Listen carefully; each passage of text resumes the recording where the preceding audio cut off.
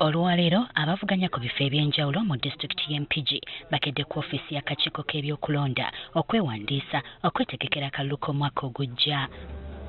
Obwedda abazze okusunsulibwa beetalanga Namutalo Munyage Kente naddala obwedda abatannaba kuweza mikono gy'abasabiddwa.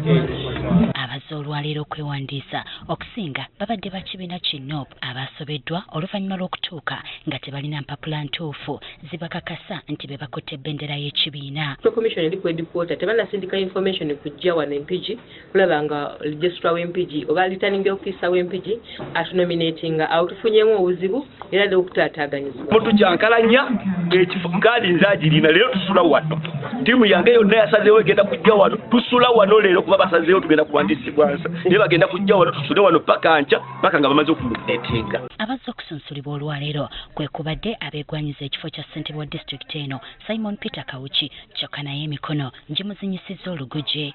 Naye olugoteekamu nini namba ye eba rejected tekuwa explanation ng'osaasira n'omukozi w'electoral commission ali ku computer really naye talina answer kubanga ebintu biri digitalized ky'oteekamu bwe kiba kiyiseewo nga kiyiseewo kiba kigaanye teri kunnyonnyola. Ono agamba wandibaawo Namujinga eyayingira mu byuma by'akakiiko k'ebyokulonda. Naye nga sisitimu eyo either balina bye bali mu kukola either system electoral commission bagihakinga nga tebatubuuliranga. Technical people muveeyo mutubuulire.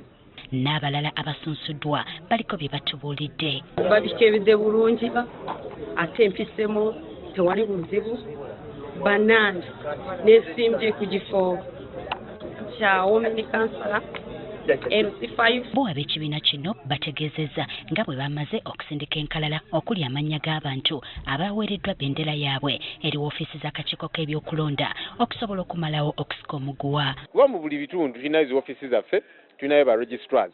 Akakiiko k'ebyokulonda twakategeeza baani abagenda okuteekebwako stamp wano, then ne ba registrars abagenda okuteekerako stamp ne signature nayo listi eyo twagiwa akakiiko k'ebyokulonda so that omuntu tagenda ku NASA n'ajingira stamp neyesayiningira naki. So akakiiko nga kamanyi nti kati mu kitundu kino ono yekka yakkirizibwa signature y'ono ne stamp eno yakkirizibwa okunominatinga. Akulira ebyokulonda Empigi Everest Nomujuni ategeezezza ng'enteekateeka eno bw'egenda okutereezebwa.